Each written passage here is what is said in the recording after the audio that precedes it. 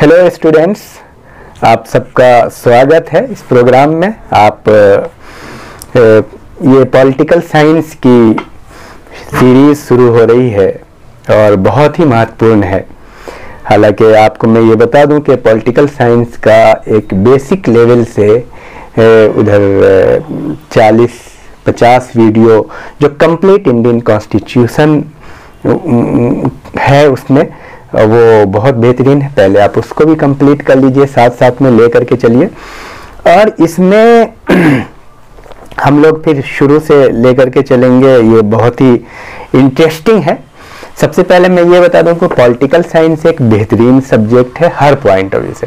Political science से जब कोई बच्चा स्टूडेंट बीए या एमए करता है, नेट क्वालिफाई करने के लिए तैयारी करता है, तो उसको 2 in 1 बेनिफिट है। 2 फायदे क्या है कि आपका कंपटीशन की तैयारी भी स्पॉन्टेनियसली हो जाती है, स्वतः हो जाती है। उसके लिए अलग से आपको पॉलिटिकल साइंस पढ़ने की ज़रूरत नहीं होती। और अगर कोई व्यक्ति कुछ भी नहीं करता है तो भी पॉलिटिकल साइंस की ज़रूरत उसको है।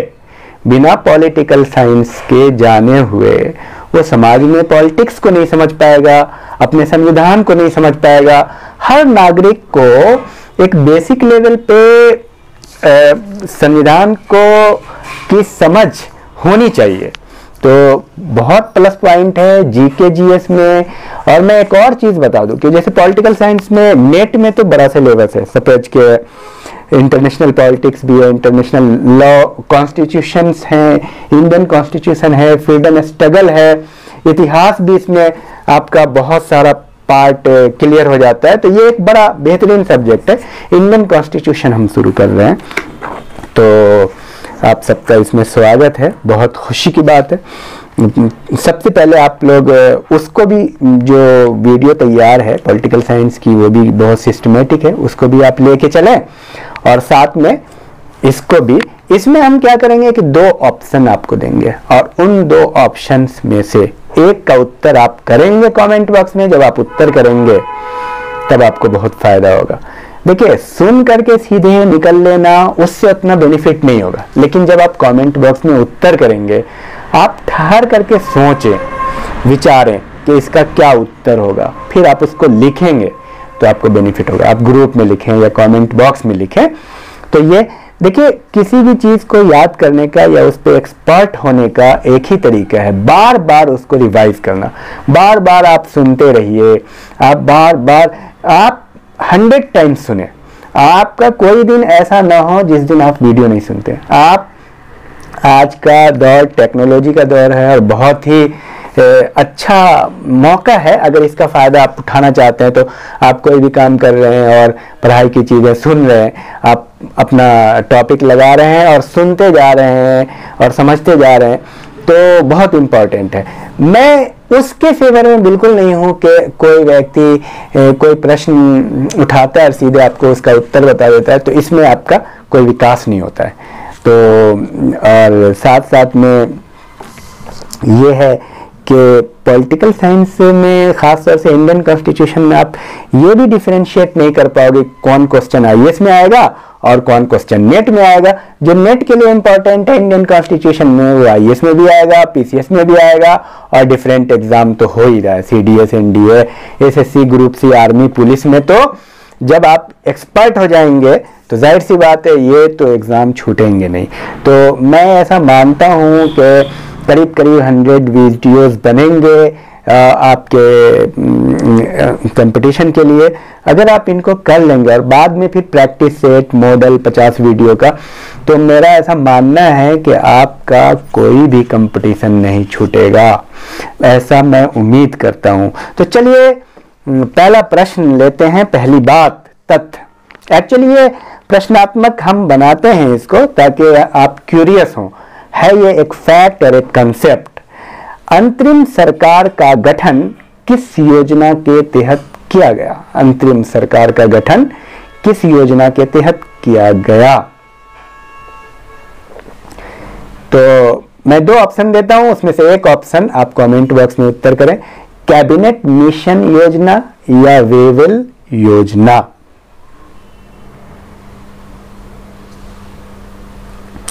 भारत एवं पाकिस्तान का विभाजन किस अधिनियम द्वारा हुआ? ऑप्शन है भारतीय स्वतंत्रता अधिनियम 1947 के तहत या भारतीय स्वतंत्रता अधिनियम 1949 के तहत।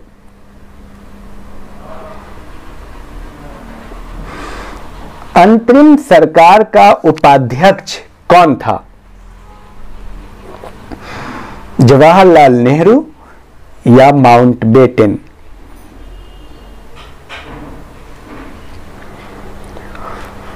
अंतरिम सरकार में गृह मंत्री कौन थे?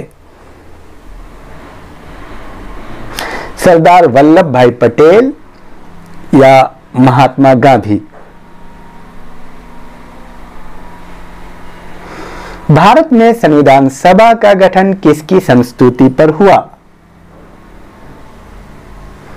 कैबिनेट मिशन या क्रिप्स मिशन?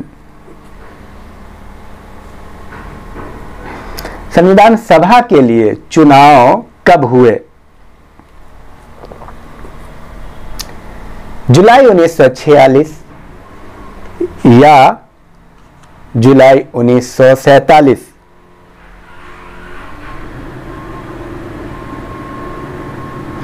अंतरिम सरकार का गठन कब किया गया?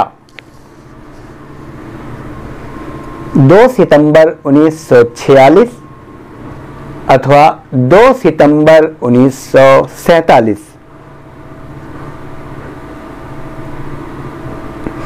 संविधान सभा के लिए जो चुनाव हुआ, कितने स्थानों के लिए चुनाव हुआ? 296 स्थान या 396? और इसका उत्तर आप कमेंट बॉक्स में करेंगे। संविधान सभा के चुनाव में कांग्रेस को कितनी सीटों पर जीत मिली?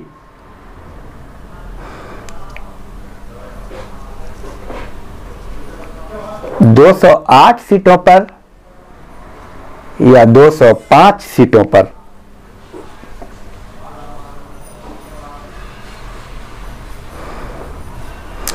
किस योजना द्वारा भारत एवं पाकिस्तान के विभाजन का प्रावधान किया गया? कैबिनेट मिशन योजना या माउंटबेटन योजना?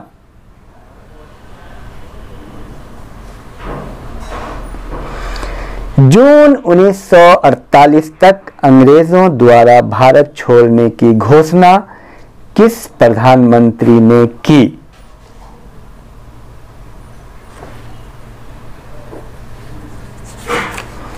क्लीमेंट एटली या माउंटबेटन?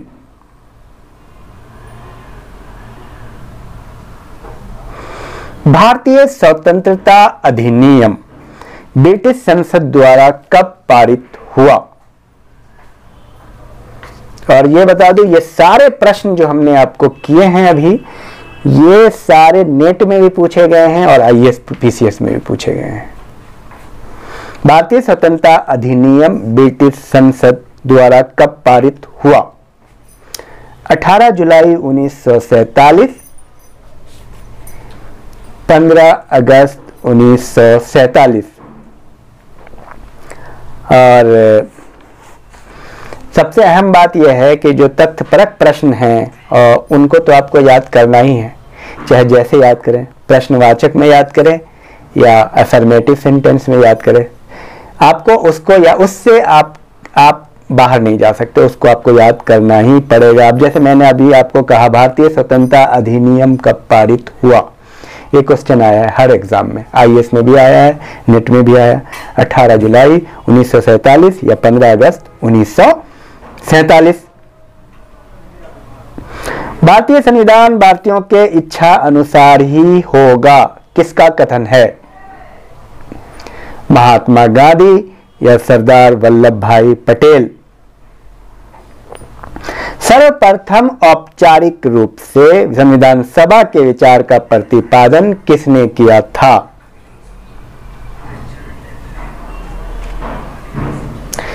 एम.एन. राय ने या दादा भाई नौरोजी ने? मुस्लिम लीग कब सरकार में शामिल हुई, अंतरिम मंत्रिमंडल वाली सरकार में? 26 अक्टूबर 1946 या 26 अक्टूबर 1947?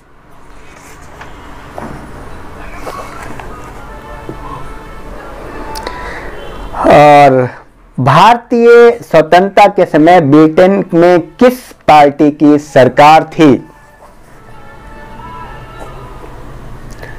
लेबर पार्टी या जनता पार्टी? स्वतंत्र भारत के प्रथम गवर्नर जनरल कौन थे? लॉर्ड माउंटबेटन या राजगोपालाचारी? अब ये सारे क्वेश्चन हर एग्जाम में आए हैं, नेट में भी आए हैं, ISPCS और डिफरेंट एग्जाम में भी आए, even army group C police में भी आए हैं।